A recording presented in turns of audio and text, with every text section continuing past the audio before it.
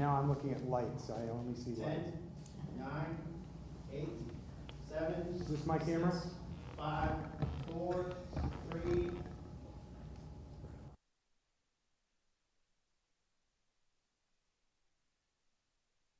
At KelbyOne, we really appreciate that you've joined the live audience here, but if you ever get a chance to be a part of this, it's a wonderful experience to be here, and we'll talk a little bit more about that as we get started with the interview with Dr. Andrew Peacock. Now, he is an amazing, amazing, talented photographer, and we're really looking forward to finding out how the heck he's been able to accomplish capturing these amazing images. The audience here, the live audience, has had a little chance to spend some time and ask some questions of Dr. Peacock in person, walking around in front of his images here in the gallery. And then we're going to invite you to do the same. So as you're watching the live stream, I'm sorry? My mic's on. I promise I unmuted it. Yeah, there we go. Oh, is that okay? Hi!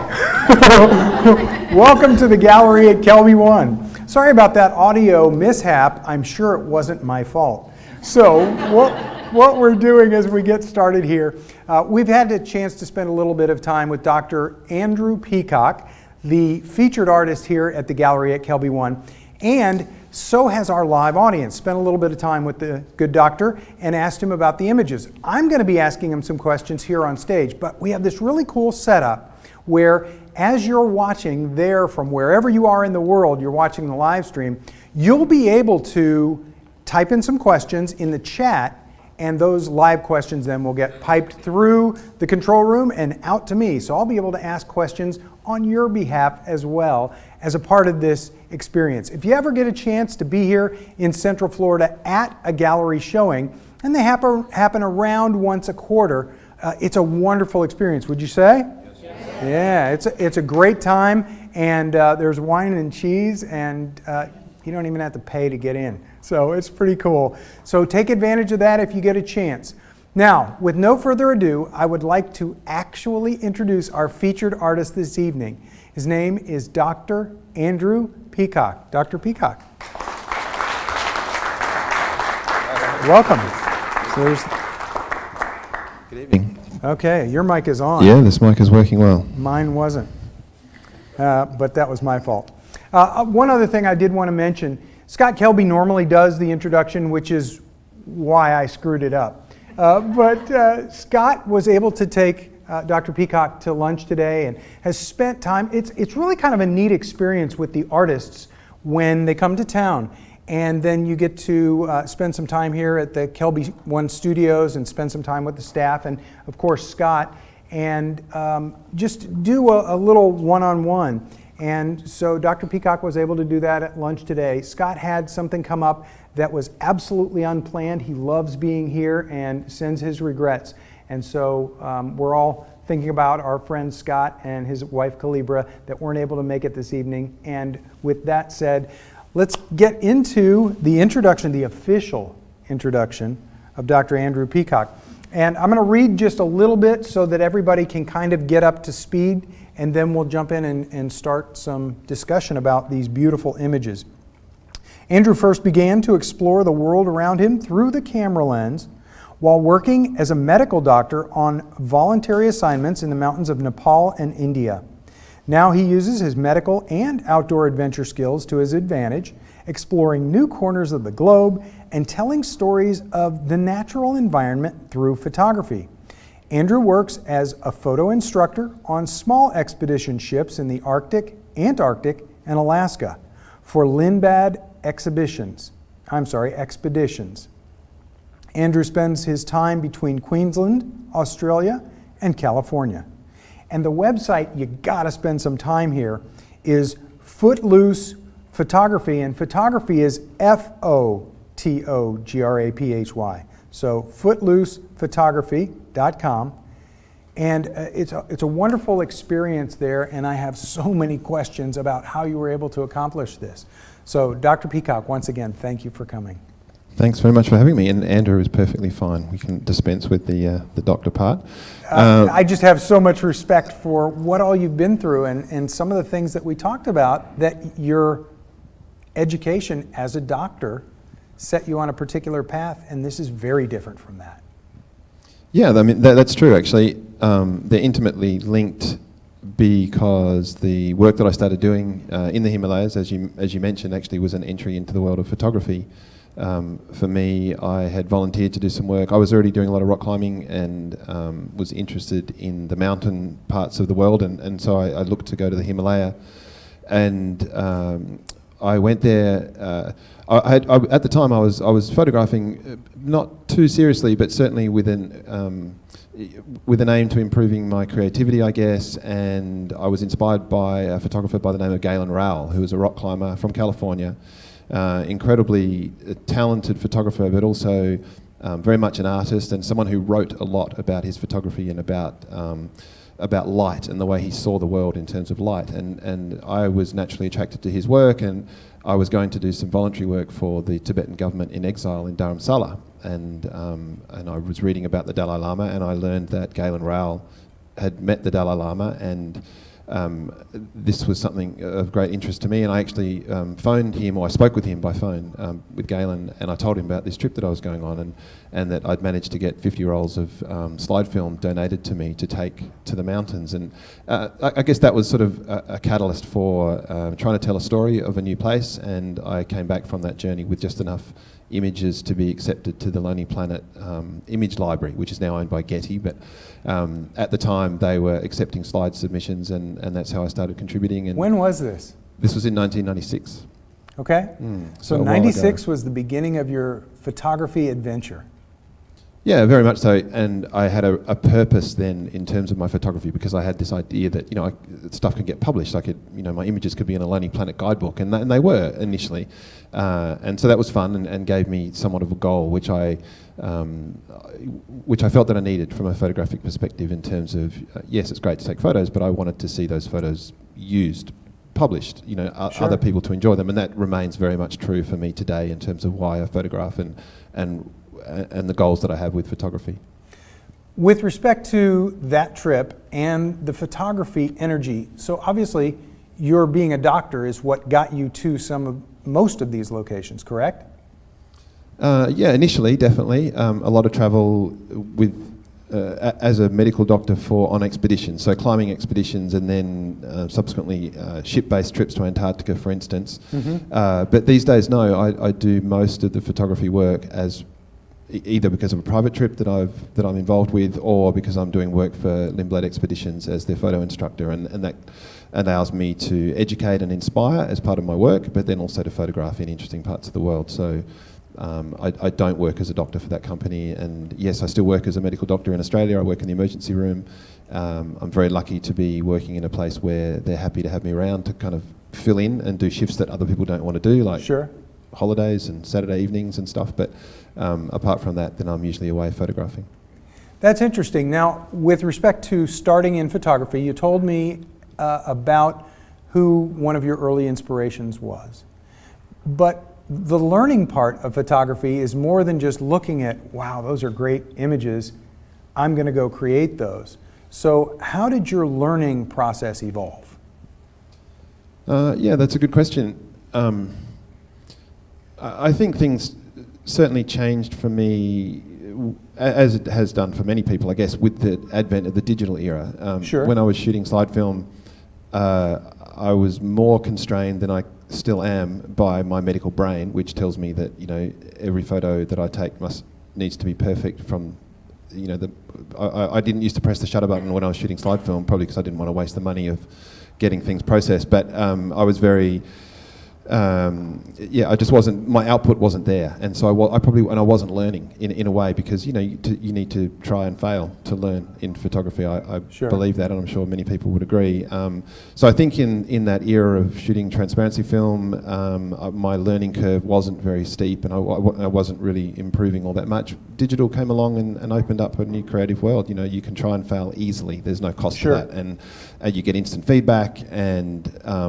But where were you learning? How were you learning? Was it all self-exploration? Were you learning from online videos?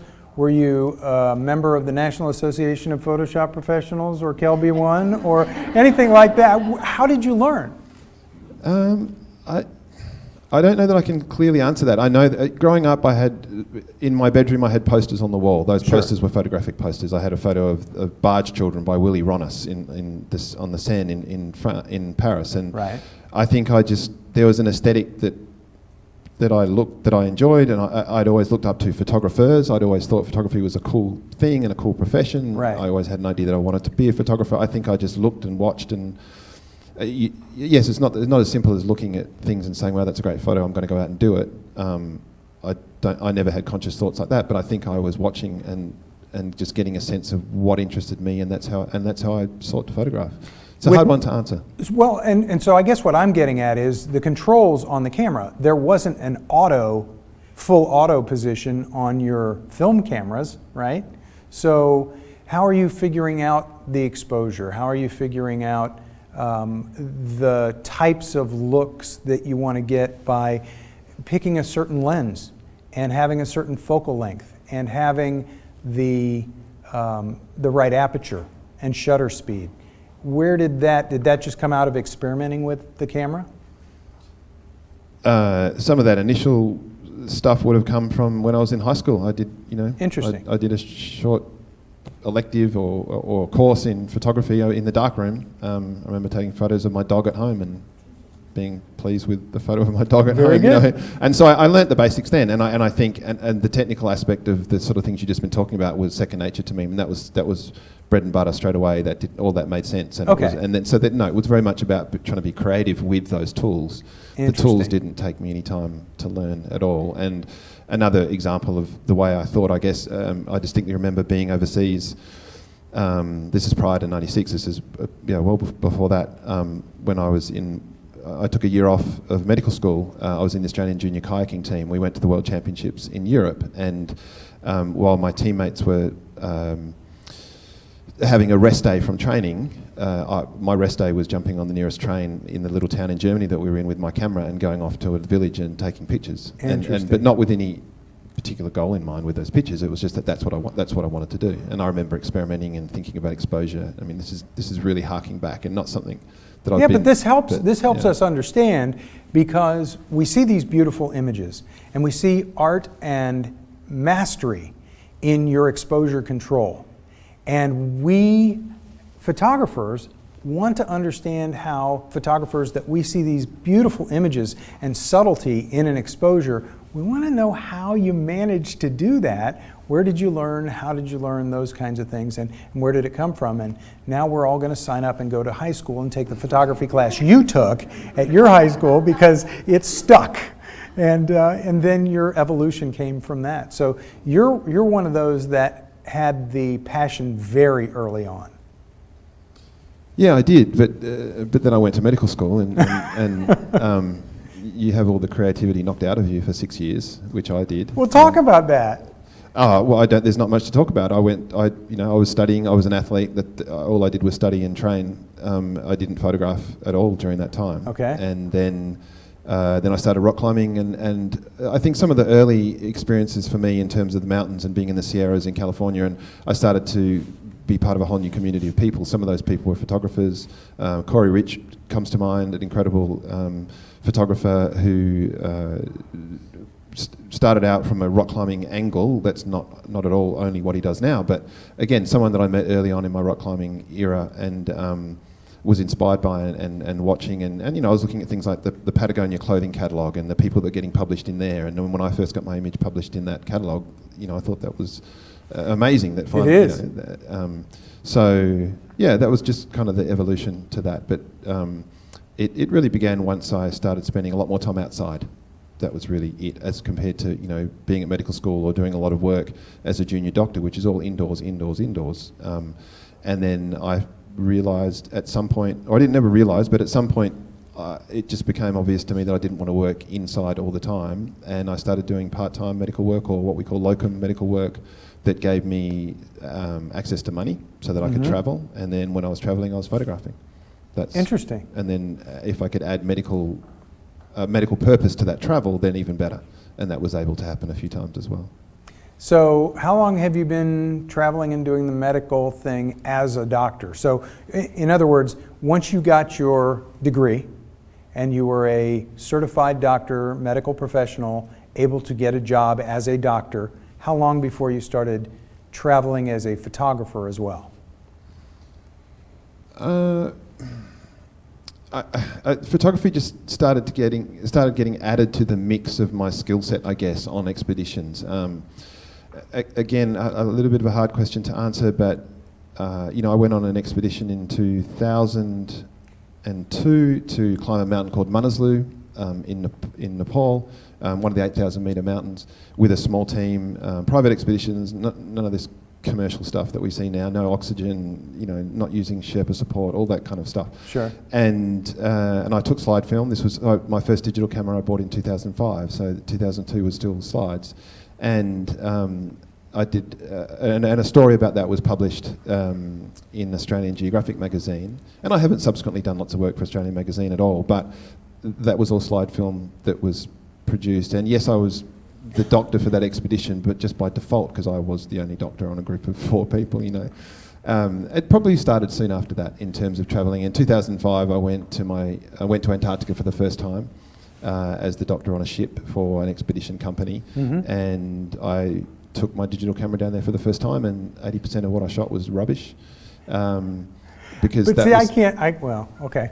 I'll take your word. There's still I haven't there's- seen any rubbish, and I've been through your whole website. Our website is a very curated environment. It's beautiful. We all shoot rubbish. Before they get off of this slide, and I do want to talk to you about some individual images as they come up here. One of the things that I've noticed, you have several images that are both above and below the water, and I would imagine that water is cool. And so I'm curious what went into this image. How did you capture this? I guess there is a bit of sleight of hand there in the sense that the impression is that the photographer's in the water. I'm not in the water. It is in Antarctica. The water's 32 Fahrenheit, 0 degrees Celsius, and there's a good little story to this in the sense. So this is taken. I'm not sure if it was earlier this year or last year, but. My role working for Lindblad Expeditions, as with other guides that work for expedition companies, is often to be the driver of a Zodiac, an inflatable boat that takes usually 10 guests. So big ship, maybe 100 people on the ship, and then Zodiacs head out with guests on board to explore, look for icebergs, penguins, leopard seals, whatever wildlife we can find. And this was a day when I had done a Zodiac cruise with a group of guests. And then there was a landing to be made nearby, so I took the guests ashore, handed them over to another guide. The expedition leader was there at the time. He's a photographer, Australian, friend of mine, and he looked at me and he said, "There are no more guests for you to take. You should disappear." I said, "Great, that's what I'm going to do." And I had I kind of was set up for this moment. I had my camera already in a water housing. It takes a little bit of preparation to get your camera all set up in a water housing. Sure. So I did that on the ship before I left, hoping that that I would have that opportunity. And then I spent about an hour myself driving around, keeping an eye to see whether I was getting, called back to the landing site and looking for good icebergs to photograph. So I'm hanging over the edge. I've driven up to an iceberg that I think is going to give me a good perspective under the water and over, and then put the engine in idle, and then hung over the side of the Zodiac with my hands and the camera housing in the water, and wide angle lens, 14mm 2.8 lens, and just started experimenting. And again, that's what we can do in the digital age, right? You can experiment. So clearly I took many frames of this. Some lend themselves better to a great image than others, just by nature of the composition. And it's hit and miss, because I'm also not seeing through the viewfinder. Sure. So I'm pre-focusing, I'm getting a sense of this is the iceberg that I think will work, and I'll shoot a few frames and then have a look. My hands are starting to get pretty cold as well, so that starts to limit perhaps how often you can shoot. But then, and if I don't like the look of that iceberg, then I'll drive over to another one that I think looks cool, and I'll start photographing there. And then the radio will come to life and say, "Get back to shore," because very interesting. So you had about an hour, and you got a whole bunch of shots, and then this is one of the results. This is amazing, and a friend of mine is Rick Salmon, who has talked to me a bit about some of the iceberg shots that he's taken. And you have quite a few ice images that you've taken, and I'm sure we'll see some more as the evening progresses. Is there something special that you do to bring through those rich blues into the image? Is there something, are you using filters? What is it that you're doing to be able to capture those iceberg images? Yeah, no, I don't use a polarizer filter. I know that's heresy to some, including some of the people I work with, but I find it's just too much hassle to take them on and off. So Okay. I don't do that. I think exposure is important. You want the detail of the ice. You need to make sure you're not overexposing. We know that Sure. anyway. The blue is real. That's the other thing, that if you haven't had the opportunity to go to places like Alaska or Antarctica, you may not have a sense of just the incredible depth of blue and the varying hues of blue that you see. So Sure. you've got a pretty good canvas to work with. I don't think there's anything special that I do, really. A light is important. We're always chasing good light. Overcast light, cloudy days work really well, I find, from an iceberg perspective. If there's a lot of sun around, you get a lot of scattering of light. Right. Exposure can be harder to control. So you're looking for certain moody days. And the other thing I think to say from my perspective in terms of photographing ice and icebergs in particular is that you are actually capturing a moment. These are unique images because icebergs are constantly changing. It's a dynamic environment. They're rolling over, they're getting eroded by water movement, they're breaking apart. You can go back to that same iceberg we were looking at in that frame, 4 hours later, it looks totally different. Interesting. So it's not shooting wildlife, but it's landscape, and I know the light changes and that changes landscapes that we photograph, but ice is constantly changing, and so every great image that anyone who shoots iceberg takes, they've captured something unique, and that's pretty fun, I think, and different in this age of people going back to the same places and Right. standing in the same places and taking the same photo of that tree or whatever. Icebergs are not like that. Speaking of taking the same photo, on your website, and not here this evening, but on your website, you have a movie. And the movie is of the same exact image again and again and again. Would you tell a little bit of that backstory? Because if you haven't been to the website to see this video, it's fascinating and it's a lockdown shot. Would you tell everybody how that came about? Yeah, I'd love to. It's the first forum ever that I've had the opportunity to talk about a video which to me is really special. And I mean, we live in the, to just digress for a minute, to have someone go to my website, look at that video and take something out of it is extremely gratifying because, we live in this sort of a little bit of a social media world that's all a bit skewed and a bit wrong to some degree, I think, and Sure. and that's why websites are still important, and hopefully people are out there looking for interesting stuff on people's websites that isn't in social media. So this is a video. The setup for this goes back a few years. For a year, my wife and I found ourselves homeless for various reasons, which was fine. We travelled. We went initially to look after a very good friend's house in Tasmania, in Hobart. An incredible place to go and visit if you haven't had the chance to be there. And in the study on the top level of the house there, of his family's house, looking out of the window, you're looking straight at Kunanyi, or Mount Wellington, which is Beautiful mountain hovers over Hobart. It's a capital city like no other in terms of this mountain hovering over it. Unfortunately, there's a huge telecommunications tower on top of this peak. It's been there for quite some time. In its own way, it's become part of it's emblematic of the city.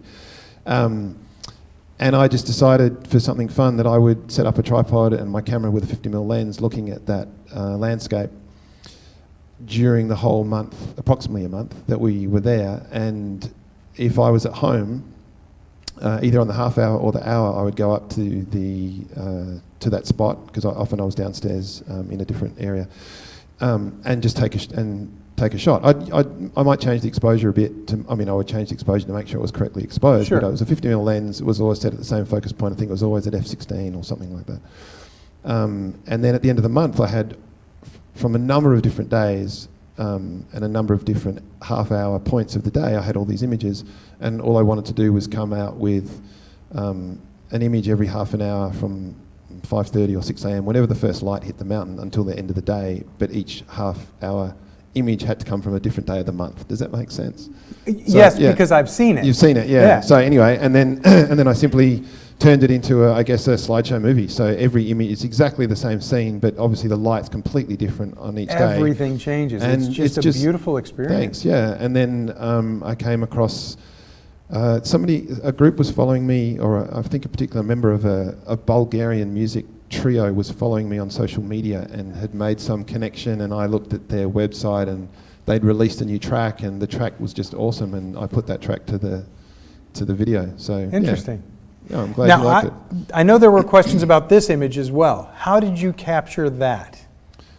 Well, this was taken recently at Noosa National Park. Noosa Heads in Queensland is where I live. It's a beautiful place. The national park is glorious, and there's a very strong surf culture in the town because we have world-class waves coming around the points. It's fun to just walk in the national park on any given day at any time of the day, and you're going to find people out there surfing. On this day, I've had a drone maybe for about a year, maybe a bit less than a year. I don't take it out all the time, but on this day I went around to see what was happening in terms of the surfing. Put the drone up in the air thinking that I was going to be looking more towards where the waves were coming, and then realised that virtually right where I'd taken off from at the edge of the beach, you've got all these nice textures of the waves and the sand getting churned up, and just so happened that a bald guy with a black wetsuit and a blue board was walking into the water. So I just framed it up, and that's the shot. It's a beautiful image. Yeah, thanks. It's interesting. Tells a story, which I'm hoping to tell. Well, I'm hoping with most images at least to tell a bit of a story about what's going on. Many of your images are, and this is an example, this beautiful puffin. Many of your images are of these beautiful Arctic birds, and the pose is incredible. What did you have to pay them to pose? How do you do this? How did you capture an image like this? Yeah, well, puffins like posing. That's the first thing. Anyone who's seen them in the wild will, and you don't have to see them in the wild to know that they're an incredibly photogenic bird. They are.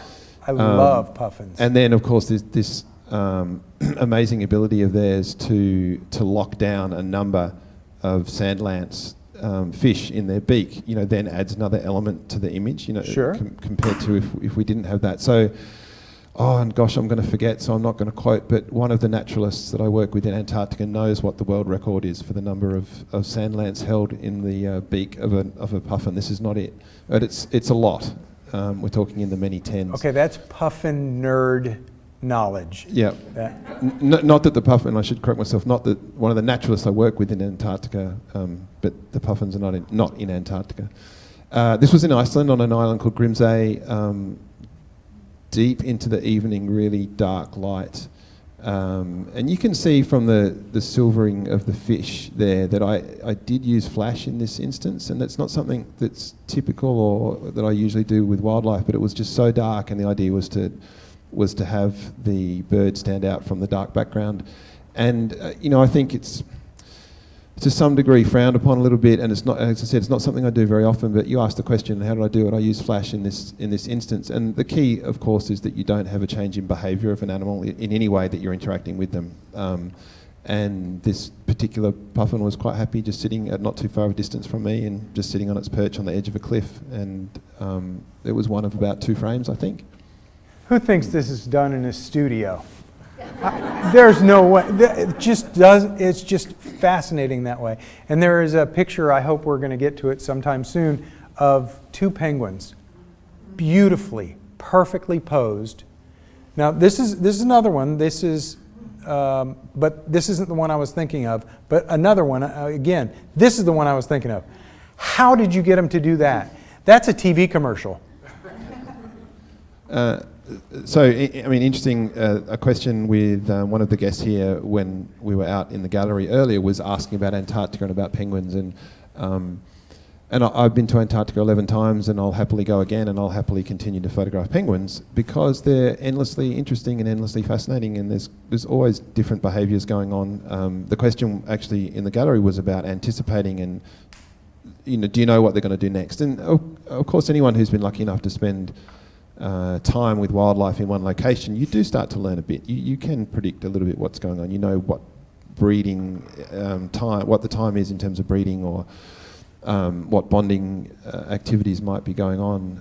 This was taken on a Zodiac cruise. I think I was driving the Zodiac, so I'm obviously in the position of moving the Zodiac into exactly the right position for myself and for the guests on the I understand the Zodiac photography from the Zodiac is challenging to begin with.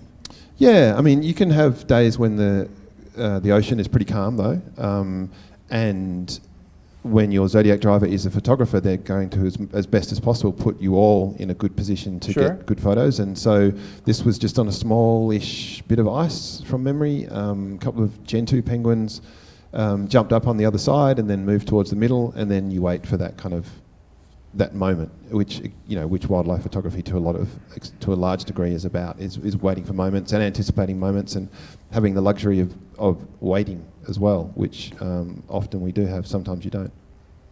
This is just a beautiful, beautiful image. How many people think this is your favorite one of what you've seen out there? There's a bunch of us that really like this image. I am fascinated by the composition and the simplicity. There's nothing else in the image but the two penguins. I want to pay attention to them. I just want to focus on them, and just everything about it. Their proportions, their placement, the image itself. Very, very impressive image. So I want to be like you when I grow up. Okay, so a couple other quick questions that I wanted to ask you.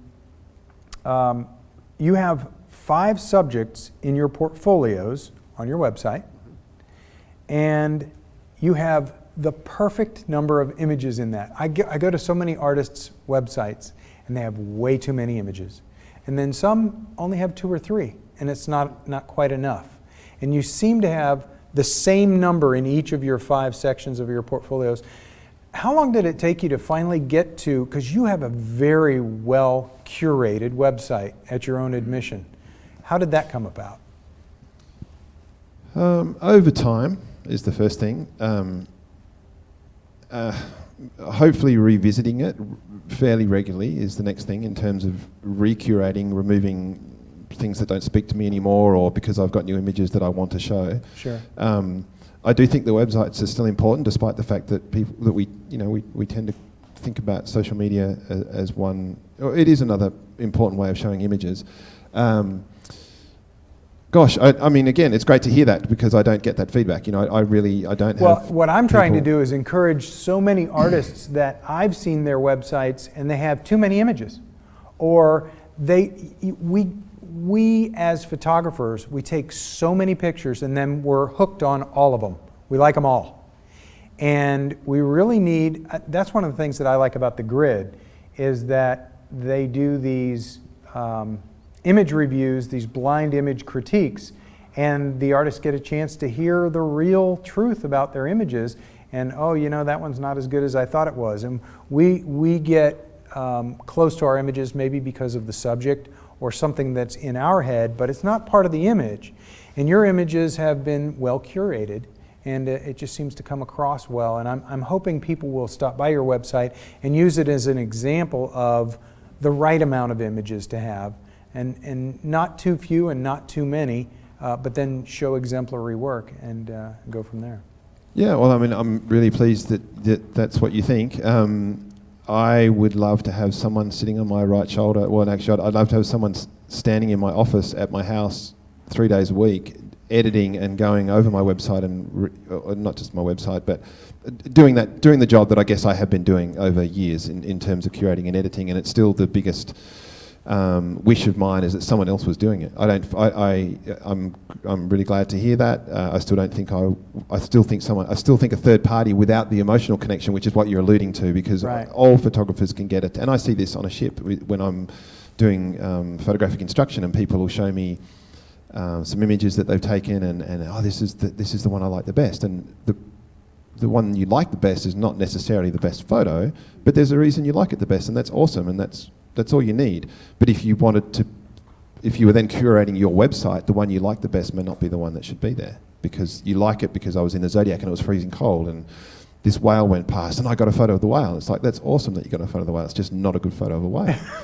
but it's still the one I like the best, and that's totally valid. Right. Yeah. So it's interesting. Now, you talked a couple of times about being published in different places, and you've been published in a lot of places, including National Geographic. Am I correct? No, not specifically. I've never done an assignment for National Geographic. Okay. I was stuck in the ice on an expedition ship in Antarctica a few years ago, and I happened to be the one telling the story of what was going on. So National Geographic picked up on those images and published them on their website to tell that story. So that was great. I think I've had one image from in the Everest region in the National Geographic Traveller magazine. So, but yeah, not specifically. Which is more than any of us. You've been published in a number of places, outdoor magazines and websites, of course. How did you approach getting published? Is this something that you've chased? Is it something that you've reached out to them? Did they find you? Is it a combination of the two? Yeah, another good question, because it's something I've been thinking a little bit about lately. I don't actively go out. I certainly don't.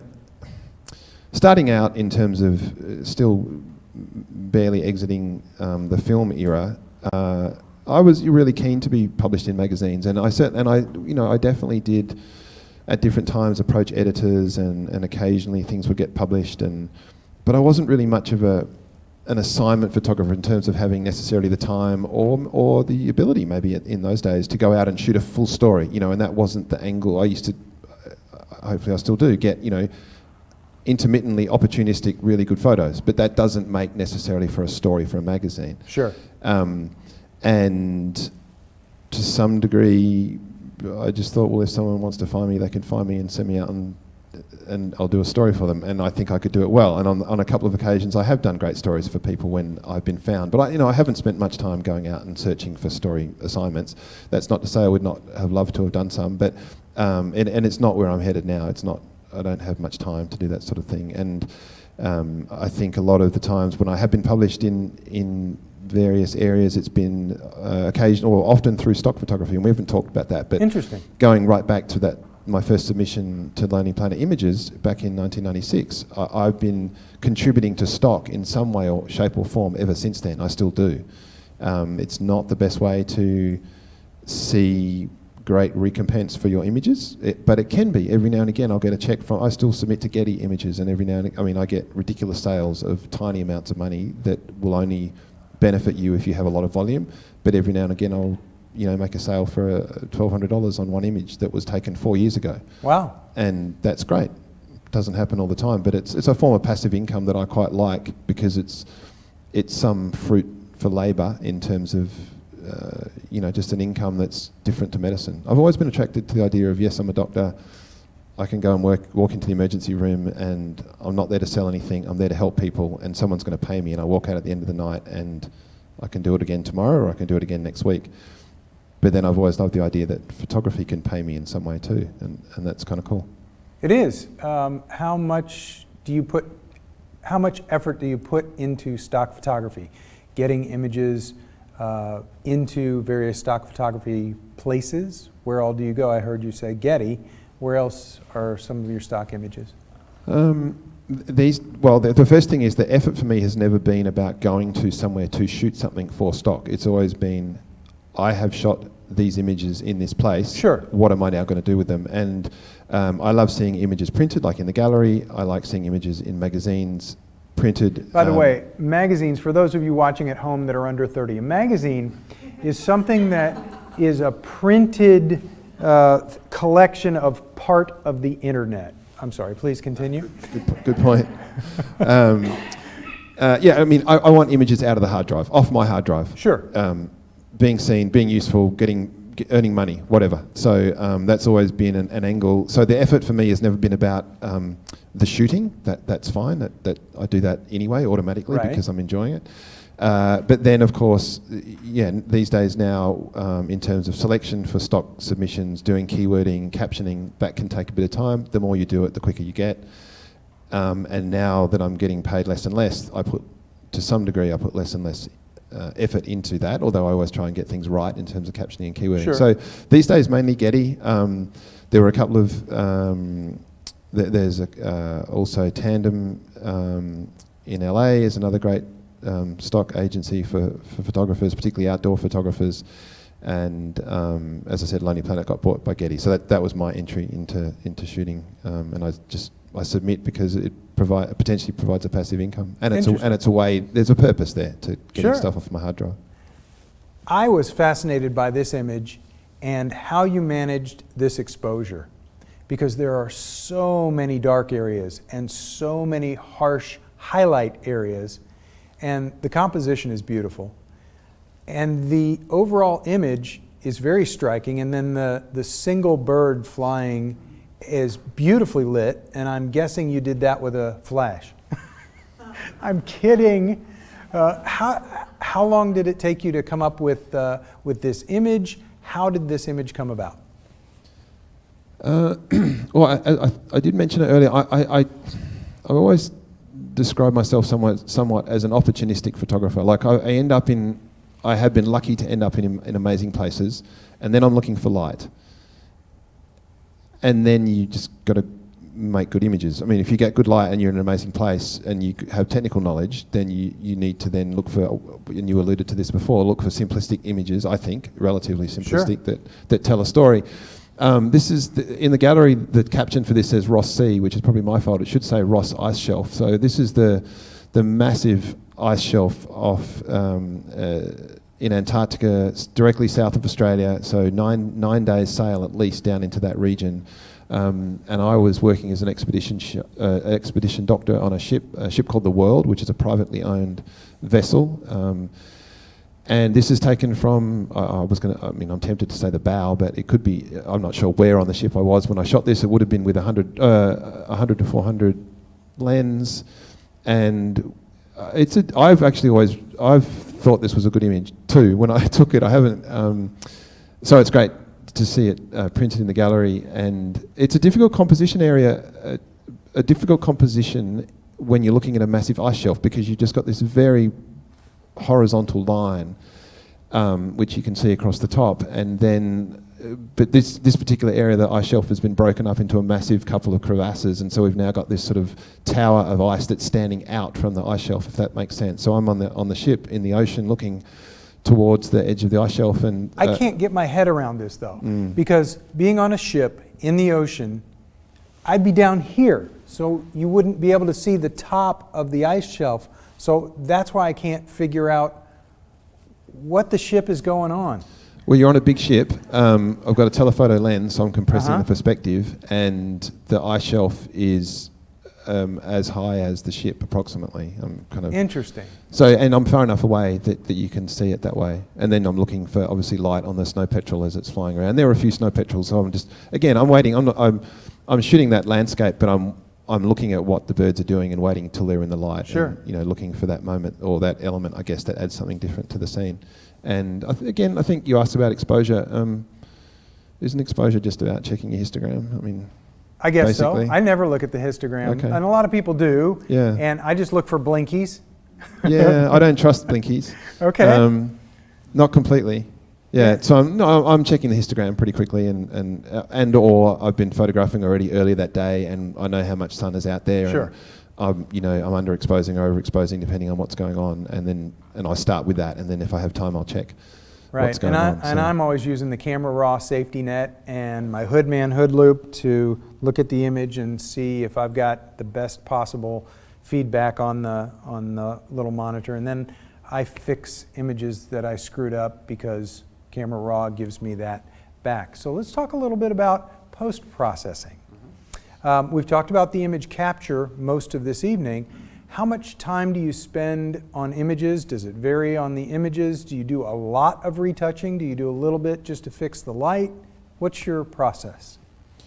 It does vary a bit on the images. I do everything in Lightroom. It would be really rare that I open up an image in Photoshop. And that probably just speaks to my poor Photoshop skills. I know where you can learn. Yeah. I don't like spending a lot of time on one image. If I'm spending a lot of time on one image, I probably got it wrong to start with. I love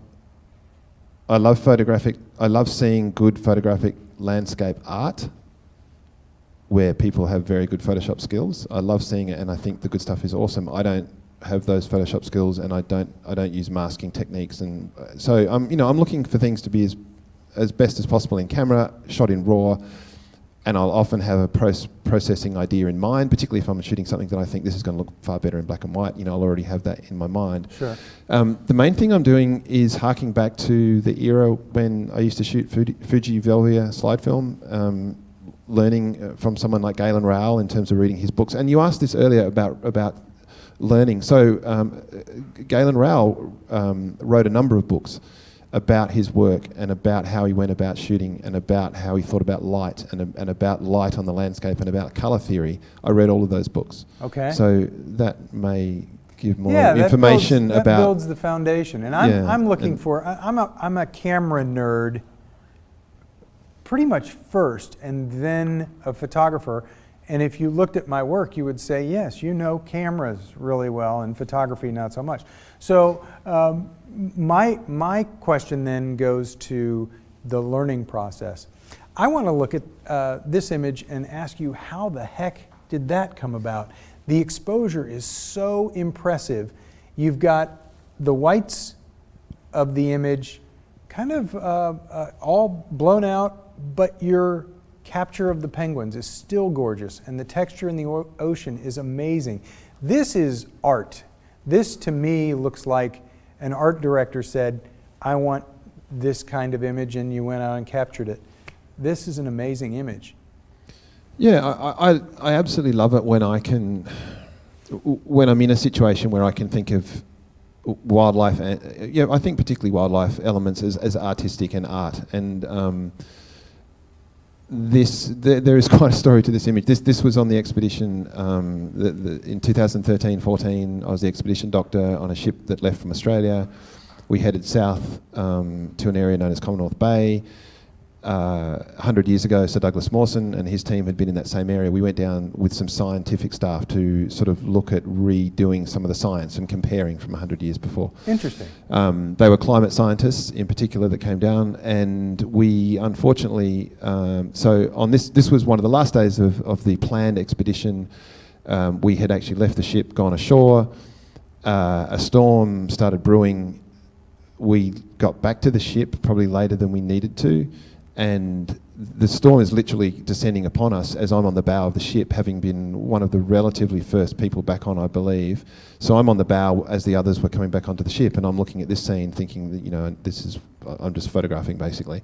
And the penguins to some degree are just moving away from where this wind is starting to scream across the ice. This is all fast ice, so this is ice that's adherent to the land, to Antarctic land. There's probably about 60 miles of ice between where the ship was, parked in the ice basically, and land. And the penguins are just moving away from the wind, starting a huddle over in the distance over there. We left that ice area in the next 30 minutes, I'd say, after I took this photo, and by nightfall we were stuck. The ice out to sea that you cannot see in this image had blown into where we were, and it basically made the ship unable to power itself anymore. And we were there for 2 weeks, just sitting in the same spot in our ship. Wow. Over Christmas and New Year. And that's when the Nat Geo online stuff got picked up, just because it became a media story, because they've got nothing else to talk about over Christmas and New Year. And so people may have heard of it. It's a ship called the Academic Shakowski. You can Google the Academic Shakowski, and the first thing that'll come up is climate scientists stuck in the ice. Yes, the world we can't possibly be warming up if they're getting stuck in ice down there, which is not the right story, but anyway. Who knew we were going to talk about climate science? One of the things that has been a lot of fun for me at each of these galleries is seeing the images printed. Do you get to see your images printed big like this very often? I print images at home, not as large as these images are printed, but I do enjoy printing, and I think it's important as a fun way of just seeing your own work, rather than just looking at a laptop screen. Sure. So I'll do some printing just from a Canon Pro 1000 at home, and then I'll just stick them up on the walls, and when I get bored of them, I'll take it down and put another one up there. Well, so I didn't take that photo. we have some images from the gallery tonight, and it was a lot of fun. You got a lot of questions from the folks that are in attendance this evening, and I wanted to point out that the images that are printed out there are from our sponsor Bay Photo. The images on the wall out here. Oh, and that's this. This actually happened tonight, right here. Yeah. So the images on the wall are what are called exposer prints from Bay Photo. And I also want to let everybody know that's paying attention as you're watching at home or here in the audience. You can watch the playback to get the details. There's actually a deal that's valid until November 17th. And it's a promo code that was started because of Photoshop World. So Photoshop World Las Vegas, Bay Photo said, we'll give you 30% off any one order. And so that's pretty nice. And if you're looking at these prints here in the gallery tonight and thinking, I want to do a print or two, 30% off any one order, any product and size order. And this is the promo code that you need to jot down. It's PSW for Photoshop World, LV for Las Vegas, 30 for 30% off. So PSW LV 30 is where you can take advantage of this at the Bay Photo website online. So go there and place your order, PSW LV 30. Thank you very much, Bay Photo. And thank you for providing beautiful images on the walls here at the gallery. And the wine, thank you to Jean Kendra. Thank you so much for wine and cheese and fruit and almonds. And this is a lot of fun. It's a nice experience here. Now, I want to give our folks at home one last chance. If you have any questions, make sure that you add those into the chat so they can send them to me electronically, and I'll get those questions to show up here. A little bit more on your post-processing process. When do you do your post-processing? Are you doing it on the ship? Are you doing it immediately after you take some pictures? You wait till you get home? How does your post-processing work? It's a bit of both. I guess I don't really consider things properly done until I've edited at home with a color-calibrated monitor. I'm not really that excited about just doing post-processing on my laptop screen. Sure. It's just not controllable, and you don't really know what you're getting at the end of the day. But I'll still start the process. I'll start the process on the laptop because I'm excited to, get my images looking the way I saw them when I was shooting. Sure. And then I'll take the best and finish them off at home with a color, when I can see colors correctly and I know what I'm putting out. But yeah, everything's done in Lightroom, and I think what I was getting at earlier on was just that. I see things in a fairly color saturated, fairly contrasty way, and that harks back to when I used to shoot with slide film. And so that's what I have in my mind when I'm post-processing is achieving a look along those lines. That doesn't suit every image or every lighting condition, but it often does. Yeah. Any favorite sliders? Do you like increasing clarity? So I always find myself going to the clarity slider and pushing that to the right, and sometimes working on my overall exposure. Are there any things that you go to all the time? Do you always go to, I'm always going to do noise reduction, I'm always going to, anything that you find yourself going to all the time? I'll often put a vignette in. Okay. Something really subtle, usually. The rest of the sliders in Lightroom, are kind of, bread and butter stuff that you're always going to be touching to some degree if you've been shooting in RAW. But there's nothing I can think of that, I need to do that. I might use a bit of clarity sometimes. Okay. The new texture slider for certain things is really good in a wildlife setting when you've got some craggy rock that you can bring out the texture on or something like that. But this is fascinating. What an incredible, incredible image. And the light on the ice float is, again, it looks light painted. And was this image from the side of a ship? Yeah, again, from the bow of the ship earlier this year when we went into the Weddell Sea in Antarctica. Early morning, not many people out in the bow. I don't know why. You've got to be out there when the light's good. And we passed a number of ice floe. These are Adelie penguins, just happily staying away from leopard seals, basically. And this composition just simply because now we're getting close to Paulette Island, so you've got this differential of the flat ice floe against the curvature of a dark island and a bit of light on the horizon and some really cool clouds. So yeah, It's an interesting one. I do like it. I think I could have. I think there were other compositions that morning that I could have shot that I didn't. So yeah, it'll never be the same to go back. But I'll be happy to go back. Oh, that's not there anymore? No, definitely not there anymore. It is a great composition, and there's such balance. It's like you told them to move the ship to a specific spot, so you did capture. Yeah, we try that with the captain every now and again. It doesn't work. I want to talk to you a little bit about your gear, because I'm a gear guy. So what do you shoot with? I've been shooting Canon ever since I bought my first camera. I had a Canon T70 back in 1982 or something like that, and I've been shooting Canon ever since. How about these days? So a 5D Mark IV and a 7D Mark II. 5D4 and a 7D2 and 7D2. And then what kinds of lenses do you find are your go-to lenses? Pretty much I'll always start with the 24 to 105 on the 5D Mark IV and 100 to 400 version 2, I guess it is, on the 7D. Okay. And so I've kind of got a wildlife setup, or when you're on a ship, your landscape photography starts to become at a distance as well. So it's not uncommon that I'm using the 7D 100 to 400 setup for distant landscape stuff. You know, looking at light in the distance, or and matching it up with mountains or icebergs and stuff. That's not why I've got that lens teamed with that camera, but it often becomes that way. But other than that, the 5D Mark IV and the 24 to 105 work well. As I said, when I have water housing, then I use my old 5D Mark III, which I just leave only for water housing stuff because it's easy just to leave it in the kit, and fix 14mm for that. Can you tell me how you created this image? Yeah, so this is with the 7D Mark II for its autofocusing ability, and the 100 to 400. And this was interesting because again, it was another expedition in Antarctica, not far at all from where that island was in the image that we looked at before. And there was a landing made with guests. I was on the shore for a while, and I mention this because it brings the human side into it. And I these images come about because of opportunities, and sometimes that involves other people. And the expedition leader on this particular day also was a photographer. And I mean that in the sense of somebody who, not just someone who takes a few snaps, but someone who's looking for interesting images. And I'd been hanging around the shore with guests, and there were some guests that had walked up a path way up to a rocky pinnacle, and were spending some time, it's maybe about a 20-minute walk.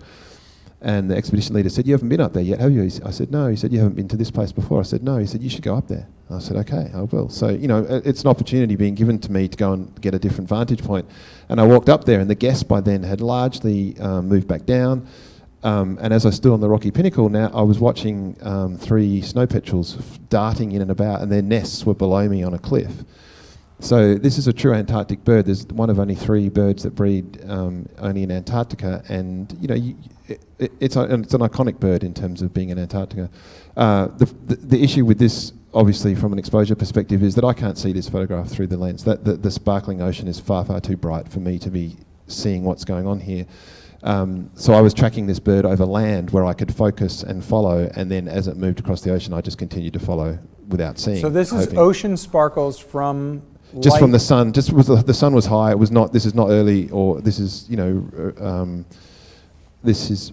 I'm not going to say it's midday, but it's certainly high sun. Sure. In terms of being, even though you're far south during the summer, you've got a lot of daylight, and so this is just reflection. This is sparkling ocean behind a white bird with not much in the way of definition. There's very little for the camera. There's nothing there the camera's going to focus on, actually. Nothing. So you just got to focus, hoping the bird stays that similar distance when it's over land. Now I can see, I can focus, I can track. Yeah. And now I'm going to stop autofocusing, and I'm just going to follow and shoot, knowing that it's going across there and exposing completely. Well, actually, I had definitely set it on manual exposure because I knew what the exposure needed to be, so I don't want the camera adjusting because it's going across a different lit area. Right. So yeah, so that, I mean, if you're in terms of a technical image, that's one that you kind of, I guess, need to know a few things. And Yeah, but I was you learning think, on the spot. yeah. I'd never shot anything like that. I'd never shot a white bird over a background like that. So I was. Me neither. Yeah. Right. And so it's cool because I learned on the spot. I literally learned on the spot, and I'll know now what to do in the future. It's beautiful, and I was trying to figure out what are these shapes? What is this sparkle going on in the background? How did How did that come about? Is that because of the shallow depth of field that it's causing that effect? Yeah, I mean, I think it's just the bokeh of that lens at that distance with that water and that sunlight, and it's just how the bokeh looks for that particular setup. That's all it is, and in terms of it being very bright sun coming off the water. It's a fascinating image. Beautiful, beautiful work. Okay, well, I know we're at our 1 hour mark, and I put my phone on Do Not Disturb, and I haven't gotten any messages coming through, and now I'm looking at my phone going, oh, well, there they are. So I want to make sure that I get through this. Let's see, Dr. Stephen Wallace, former gallery winner, asks, how many weeks a year do you travel? He's probably asking how many weeks a year do I work as a doctor? I mean, it varies, but I'm working 3 months a year on a ship now, and that's only been in the past year or two that's really started to develop, and then maybe another month or two of my own travel. So I'm going to say 5 months of the year I'm travelling, and the rest of the time I'm at home in Australia. And when I'm home in Australia, I'm working in the emergency room when shifts are available and when I can be useful. Yeah. Very good. Bill asked the same question that I asked, which equipment are you using? And then one from QNetX on YouTube, what is it that first catches your attention on a scene? Shapes, lines, patterns, colors, light, shadow, feelings? Do you visualize in gray? What was the last part? Do you visualize in grays, black and white? Yes to all of those except feelings. You don't have any feelings? I do, but that's usually not. It's a really good question. But you have feelings afterwards as you're looking at the images? Yeah, to some degree. Yeah, but it's not part of your it's taking me composition. back. The images definitely take me back to locations Okay. and things. Yeah, I mean, that image is a good example, the one that's up there now. But I think all of those things. But light, I'm not sure if light was mentioned in the list. But light is the first thing. Just whatever the light's doing is what's attracting me. So light and shadow is one of his and options. differential in terms of light, like where is light there and not there, and that kind of thing. We were on the ship not long ago in southeast Alaska, and there were killer whales moving near us on the surface. Awesome wildlife interaction, viewing opportunity, and everybody's getting great photos of killer whales. It's fun. Obviously, I'm lucky to have been on a ship a few times and have a few photos of killer whales, but I'm looking off in the distance where there's a sailboat moving in sunlight against a really dark forested area, and it's completely the wrong direction to the killer whales, but that's what I'm photographing after I've taken some photos So of you're killer paying whales. attention to the light. Yeah, I'm looking in the other direction and seeing something that's unique and different, and it's specifically because of light, and that's what I'm photographing.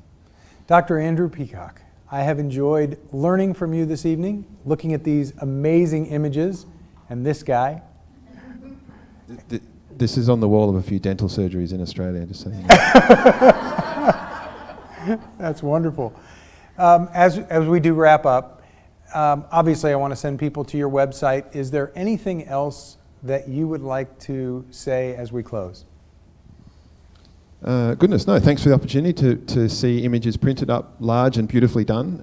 That's always fun. It's been enjoyable visiting Tampa. This is my first visit to Florida. So thanks to KelbyOne, and just enjoy your photography, get stuff printed, get it off your hard drive. They're the main things I would say. Yeah. Very good. Make a book, do something with your images. Yeah, thank you. Thank you to the folks here in our live audience. Thank you also to our friends watching at home, wherever you are in the world. And thanks to Bay Photo for making this possible. And once again, please make sure that you go through the things that are there on the gallery at KelbyOne on the website. You'll find a link to Andrew's website there on the gallery at KelbyOne as well. Thank you, and until next time, take good pictures. We'll see you around. Good night.